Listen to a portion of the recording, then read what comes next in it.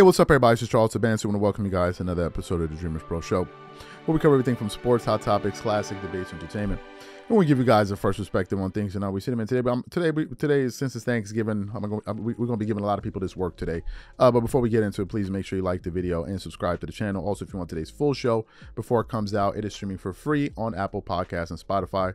Check out one of the fastest growing podcasts out there, the Dreamers Pro Podcast. Anyway, we get into this topic. This topic gonna hurt a lot of people's feelings, and I don't give a damn. Let me tell you why I don't care.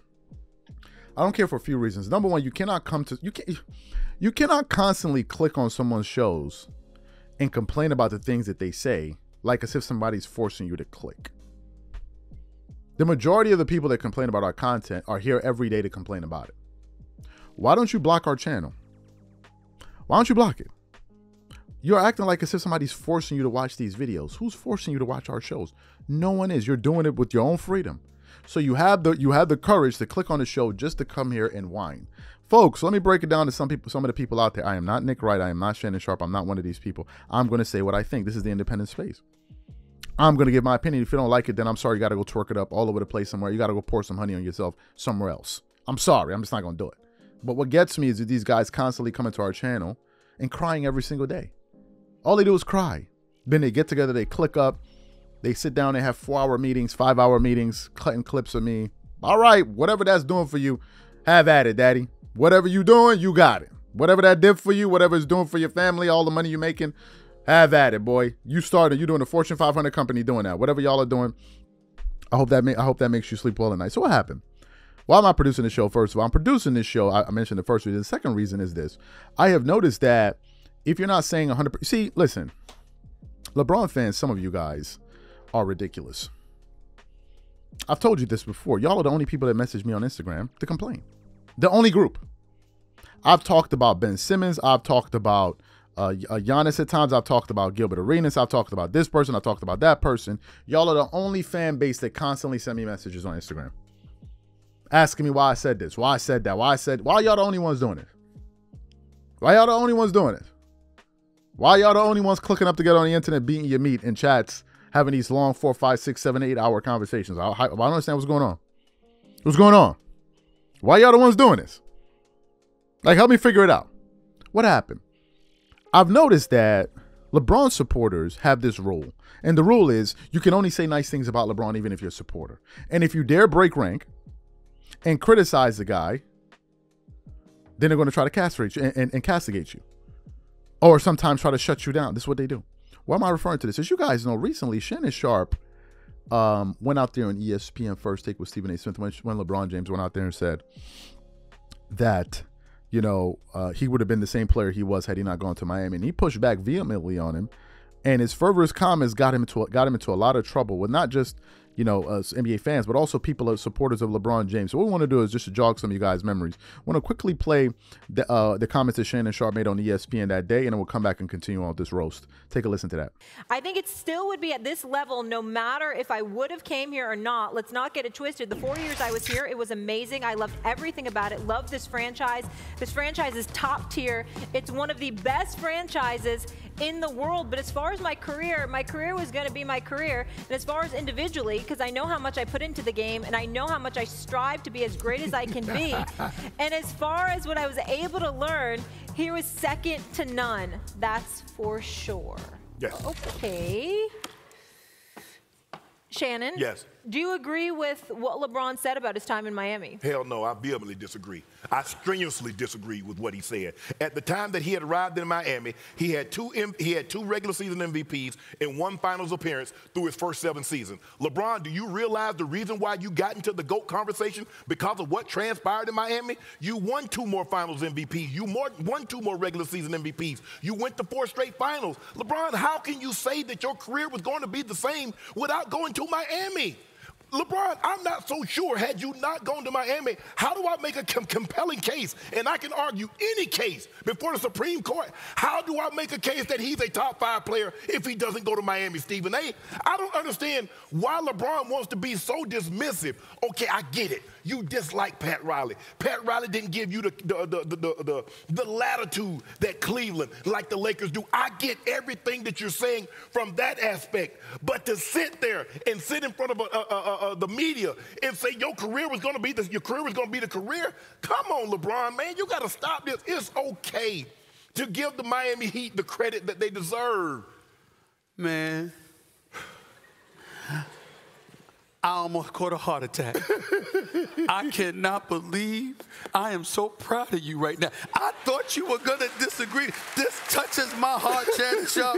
I didn't believe you were capable of such a thing. Hey, come on. With LeBron, I mean, we are marching locks. It's supposed to be a debate show. But damn it, ain't no debate here. No. Because you're 1,000% correct. What the hell is wrong with you, LeBron? What the hell is wrong with you? Let me tell y'all something. LeBron James loses in Boston. When he goes to Miami, how does it happen? You got James Dolan talking about making him a billionaire. That didn't work. You got other teams looking at him. Pat Riley rolled up and put rings on the table. Right. Do you want D's? Okay. Well, here's how you get them. Now, obviously, I've broken the story about how he's going to end up taking his talents to South Beach. But make no mistake about it. Do y'all understand the greatness of a Hall of Famer by the name of Dwayne Wade? Yeah. He was a great player. He was a great leader. Let's go back to LeBron's rookie year. LeBron, every press conference was D. Wade looking right at it, was sitting right next to him. Why was that? Because mentally, despite the greatness of LeBron James as a talent, mentally he was warped. He was scared to shoot free throws. He was scared to really take the bull by the horn. Give me the rock. I'm that dude. I'm that man. Okay? So much so that even after they lost in the finals to Dallas, when Jason Terry was guarding him in the post in the fourth quarter. And J.J. Barea. And J.J. Barea, okay? Como style, by the way. The bottom line is this. When that happened, the following year, All-Star Weekend, and I've said this many times, LeBron James got the ball in his hands. The late, great Kobe Bryant claps his hands, let's go, and defended them. An exhibition All-Star game to just having a good time. And he threw the ball in the corner, and it was a turnover. And Melo, D. Wade, Kobe, everybody descended on LeBron. What's the matter with you? He was warped. And that is why, Shannon Sharpe, I haven't given him the title as GOAT, because I got to take into account all of those things before you started winning championships. And what I'm saying is that he's been going against Jordan and those brothers with that kind of mentality before he ever won a championship. He'd have never won one. They'd have shut it down because they'd have snatched his heart. But because he got to Miami and learned what it took to be a champion, he's been unstoppable since. So you heard what Shannon Sharpe had to say. Now, let me give you guys an example of what I'm talking about. Yesterday, there was a game. In the game between the Lakers and the Dallas Mavericks, came down to the wire. Kyrie Irving hit a big shot like he normally does. And it was the Lakers' possession, down one, to now make a decision on what they were going to do. About a week or so ago, LeBron reminded all of us out here that he makes the right play every single time. This is a narcissist. I make the right, meaning I can never be wrong. Imagine somebody saying at their job that they're never wrong. I never make mistakes. I'm perfect. I never make errors. I always make the right thing. Just imagine the type of, you would walk out of the room if somebody started talking like that. That's some Kanye West, you know. I'll walk out, I'm like, why am I sitting there listening? Like, who is this guy? Why am I listening to this dude? That's what LeBron said. Their fans loved it. Twerk, they started, somebody busts in there with a Brinks truck, pull out the ones and started tossing it at them. They were twerking it all. Say it, LeBron. Say it with your chest. Watch me twerk for you. They was loving it. Twerking all over the place. Stinking up the place. Then what happens? He says that. Then last night, he's in a late game scenario. The Lakers need a ball. He gets a switch. He gets a switch. Kyrie is on him, playing him aggressively. What would conventional wisdom think? LeBron is 6'9". Kyrie is 6'3". I have a 6-inch height advantage. I have maybe like a 100-pound weight advantage on Kyrie. What am I going to do? I'm going to back him up, try to get a good shot, maybe drive to the basket, hook shot, or if I don't want to do that, get into the triple threat position, jab step, get him moving in a different direction and shoot right over him because, hell, I'm taller than him. He's not going to be able to block my shot. But no. Instead, what I do is I go into some type of modified post-up, and I try not to zip the ball across to AD, who's at the basket, flashing towards the basket, while he's being fronted by a defender that's defended behind him, and they knock away the ball. I go on the channel and I write the following. Nah, y'all gonna get this work. I'm sorry. Y'all gonna get this work. Y'all be talking too much. Y'all gonna get this work. Y'all gonna get this work. I'm sorry. If it hurts your feeling, whatever. Nobody told you to click. I said, how does LeBron pass the ball with Kyrie on him? I don't care if it was Kobe. Listen, I don't care if it was Kobe forcing a shot over 3 defenders. Let me repeat it once more for the people in the back. I don't care if it was Kobe forcing a shot over 3 defenders. A bad play is a bad play. Kobe, my favorite player of all time. Period. No player ever makes the right decision 100% of the time. Let me guess. I'm hating on LeBron. Meanwhile, I used Kobe in the example as well. And would you believe that some LeBron fans read that, and their lights started going off, and they were like, he hit on LeBron, he hit on LeBron, he hit on LeBron. Meanwhile, I wrote Kobe, he hit on LeBron, he hit on, you hate him. Why are you here? Why are you here? Why are you constantly here? Why y'all stalking me? This is my job. What's your job? What's your job? Then they start complaining. Then it made me realize, wait a minute. This is what Shannon Sharpe went through. Shannon Sharpe had the chutzpah to go out there and say, I disagree with you vehemently. And then people started talking. He was switching sides. He going at his man. That's supposed to be your boy. Where was all of this when Shannon Sharpe was running around with goat masks and LeBron James jerseys on? Where was this at? Oh, y'all was loving it then. The music was blasting then, huh? It was Magic City. Y'all was tossing them ones all over the place. Twerking it up. Loving it.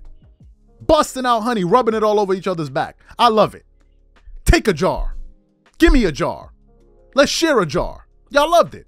The minute the guy decided to take a different position, all of a sudden, oh my God, he's hating. And this is the LeBron James fan base. The vast majority of them. I saw one of their fearless leaders, who's a loser, after the Lakers lost the game, do like a 15-hour live. And you know what he did? He blamed it on the coach. He put the coach on the image. It can never be his God. It's always somebody else. So I'm not gonna let off. If y'all keep coming back to watch these shows and complain, y'all gonna get this work. I don't feel sorry for you dudes because y'all are here every day. If I'm hating, let me ask you guys, how do you know I'm hating? Y'all call me a hater, right? How do you know? Because we watch your shows every day.